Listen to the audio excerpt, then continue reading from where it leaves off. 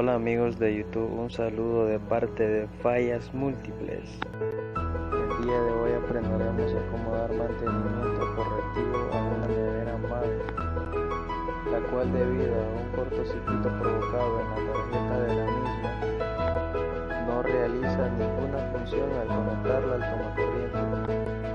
Una vez detectada la ubicación de nuestra tarjeta, procedemos a revisarla para diagnosticar y resolver la falla.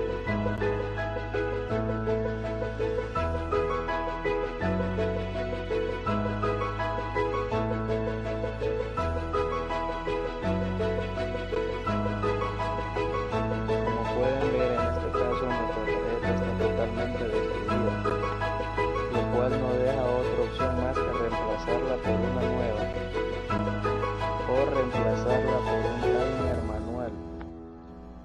En este video te mostraré cómo hacerlo. Como una medida de precaución, procedemos a verificar que nuestro compresor se encuentra en perfectas condiciones y que este no haya sido afectado por el cortocircuito provocado en nuestra tarjeta electrónica. Retiramos el relay con nuestro multímetro en la posición de continuidad. Colocamos una de las puntas en la carcasa o en la tubería proveniente del motor. Con la otra verificamos cada uno de los 3 pines provenientes del motor. Si en un debido caso llegara a marcar continuidad, eso significa que nuestro compresor está totalmente dañado y debemos reemplazarlo por uno nuevo. En este caso el nuestro está en perfectas condiciones, por lo cual procedimos a hacer nuestra instalación, para la cual necesitamos un timer. En esta imagen puedes apreciar que los hay en gran variedad de estilos, de los cuales puedes elegir el que mejor te parezca.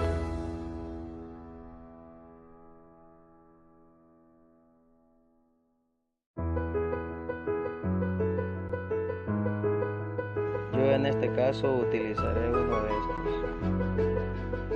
Con numeración 2341, el 1 es neutro, el 3 es fase, el 4 es compresor y el 2 es resistencia de deshielo. También necesitaremos un termostato para nevera no frost.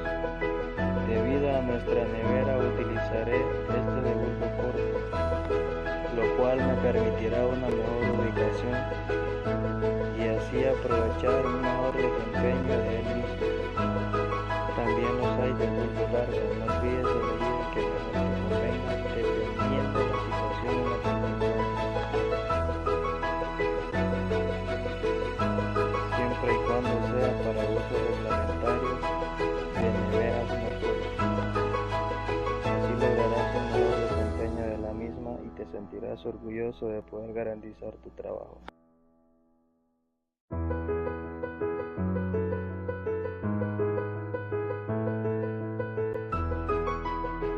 También necesitaremos una ficha térmica o más conocida como bimetal.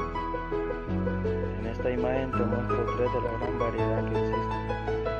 Debes utilizar la que más se adapte según la capacidad de tu resistencia para el hielo. Yo en este caso utilizaré la de color negro. Observa la ubicación exacta. Siempre debes colocarla al final de tu evaporador. No olvides ir probando paso a paso cada una de las instalaciones que lleves a cabo. De esa forma te aseguras que todo va a quedar en perfectas condiciones.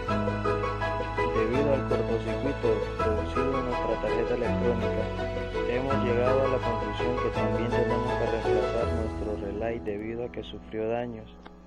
Como puedes ver en la imagen, existe una gran variedad de ellos, pero no olvides que debes comprarlos según la capacidad de tu compresor. Un 2, un tercio, un cuarto, todo va dependiendo de la capacidad del compresor. En este caso utilizaré este con capacidad para compresor de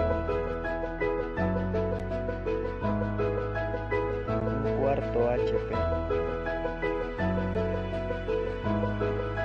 Una vez realizadas todas tus conexiones, no olvides probar que tu nevera quedó en perfecto estado. Debes verificar cada una de sus funciones. Como puedes ver en la imagen, con congela correctamente en la parte de arriba. También debes verificar que en el área de abajo esté helando lo suficiente y que tanto el switch de puerta como el bombillo estén trabajando correctamente. Aquí puedes ver que se nota un buen desempeño de la misma.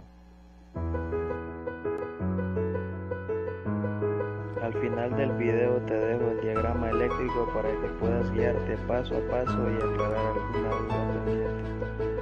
No olvides darnos like, también puedes opinar o sugerir algún